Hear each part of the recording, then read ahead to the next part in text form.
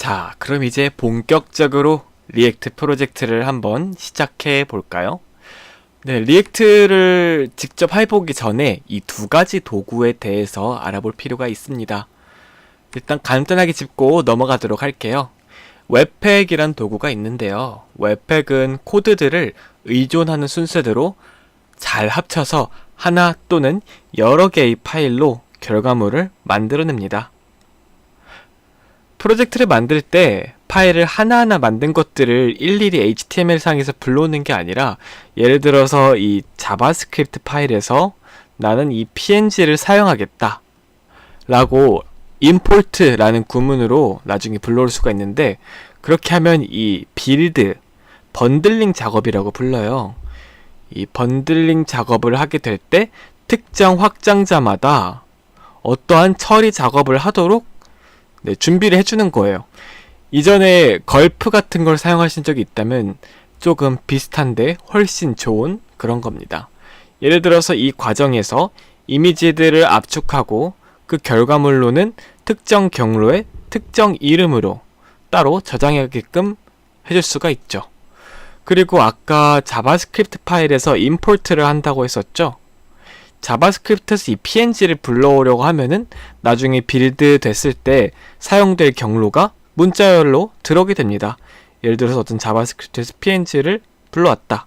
그러면은 불러온 것을 조회하려고 하면은 얘가 실제로 저장된 경로가 문자열로서 받아와지겠죠. 그럼 그거를 뭐 특정 부분에서 보여준다, 이런 식으로 사용할 수가 있겠죠. 그리고 또는 자바스크립트 파일을 여러 개 만들었을 때 이걸 나중에 하나하나 합쳐서 하나의 파일로 만들어줍니다. 하나의 파일로 만들어줘요. 기본적으로는 하나로 만들어주는데 나중에 원한다면 규칙에 따라서 분리시켜 줄 수도 있어요. 추가적으로 우리가 나중에 ES6라고 해서 모던 자바스크립트를 사용할 건데, 원래 일부 새로운 자바스크립트 문법들은 구형 브라우저에서 지원이 안 되거든요. 그래서 새로운 문법을 사용할 수 있게끔 우리가 나중에 바벨이란 걸 사용할 거예요.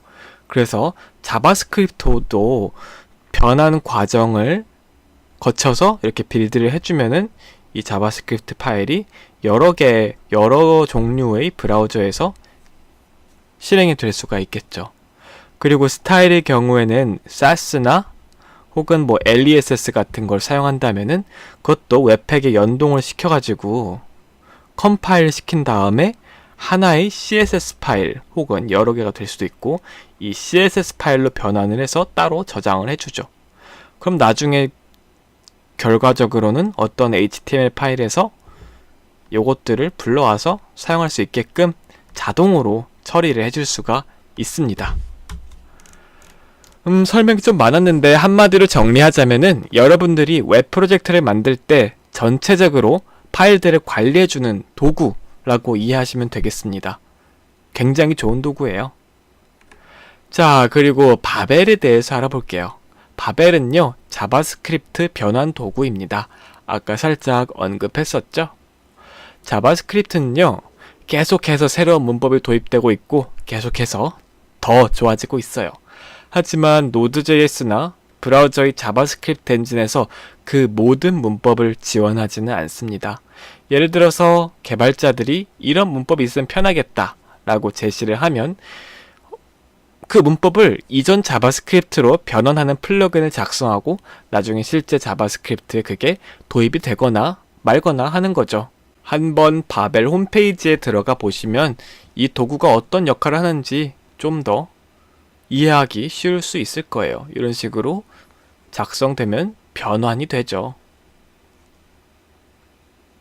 그래서 계속 보고 있으면 정말 다양한 문법들이 나타날 텐데요. 어떤 것들은 처음 보는 걸 수도 있어요. 이렇게 점점점 이런 거 모르시는 분들도 꽤 있을 거예요.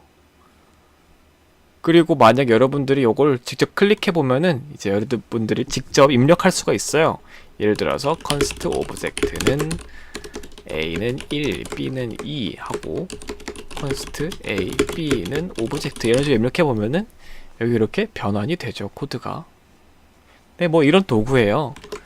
그래서 우리가 나중에 이러한 문법을 사용할 거고, 그리고 추가적으로 리액트에서는 JSX라고 해서 리액트 컴포넌트를 작성할 때 사용하는 문법이 있는데, 그걸 사용할 때도 이 바벨이란 도구가 사용이 됩니다. 그리고 우리가 방금 웹팩이랑 바벨에 대해서 알아봤는데, 여러분들이 초기 단계에서는 이 바벨과 웹팩을 직접 건드릴 일은 없어요. 일단 지금 단계에서는 이러한 도구가 사용되고 있다 정도만 이해하시면 됩니다.